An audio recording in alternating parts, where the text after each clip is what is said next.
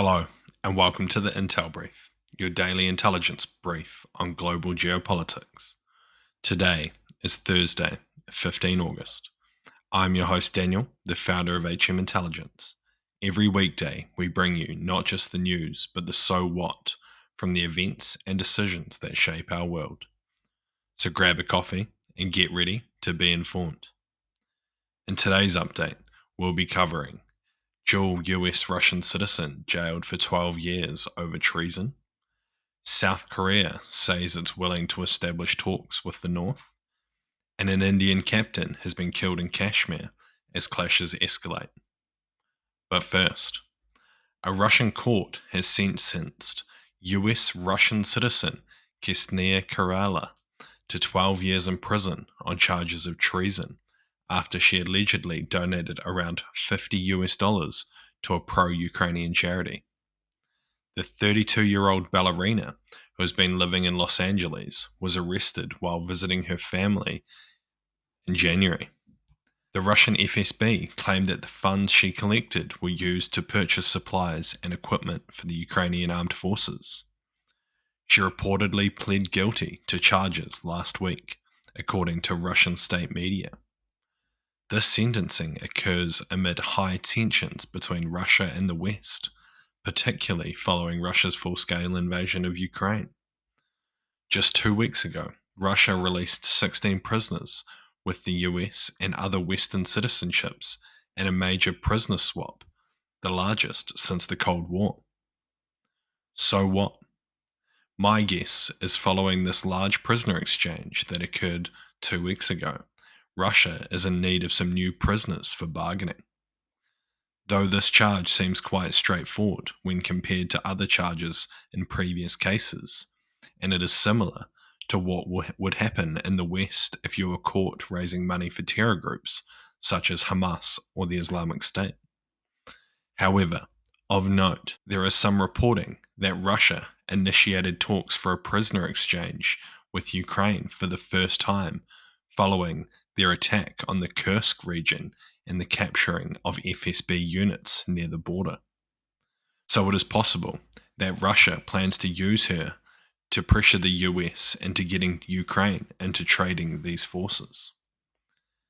And next, the South Korean president has proposed the establishment of a working-level consultative body with North Korea to address various issues, including easing tensions and resuming economic cooperation. In his speech, he emphasized that this new group could tackle a wide range of topics, from cultural exchanges to disaster response, and reiterated his readiness to engage in cooperating if North Korea takes steps towards denuclearization.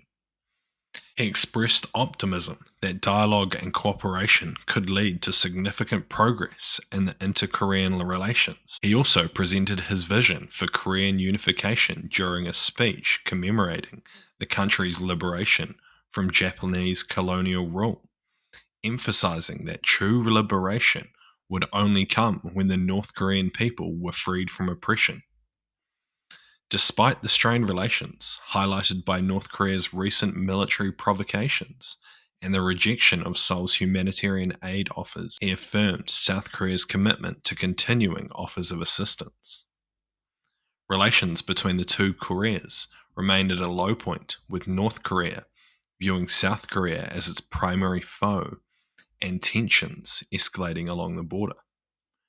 So what? Talking about improving relations with North Korea, while also talking about reunification, is probably not going to go too far in mending relations at this time.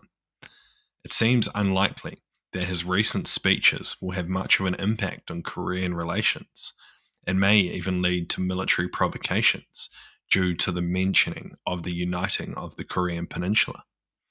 Sadly, it seems likely that not much will change in the near term. Lastly, an Indian Army captain, Deepak Singh, succumbed to injuries sustained during clashes with suspected rebels in the disputed Kashmir region, as reported by the Army on Wednesday. The encounter, which also resulted in the death of a militant, took place in a forest of the Doda district in the Jammu division. The incident coincided with high-level security meetings led by Indian Defence Minister, reflecting the heightened security concerns in the region ahead of India's 77th Independence Day. The Indian Army honoured Captain Singh's sacrifice, expressing deep condolences for his family. The recent spike in militant activity in the Jammu region, traditionally less affected by the conflict compared to the Kashmir Valley, has alarmed security experts. This year has seen an increase in attacks, with 14 soldiers killed last month alone, raising fears of a resurgence of military action in the area. In the response, the Indian military has intensified its counterinsurgency operations, deploying additional troops, including special forces, and establishing new outposts. So what? This is a long-standing volatile region that does not get much attention in Western media, which is surprising, as pre the Ukraine war, this was seen as one of the most likely places for nuclear war to break out. It is likely that this uptick in violence will see India increase its military presence in the area and tighten the border with Pakistan.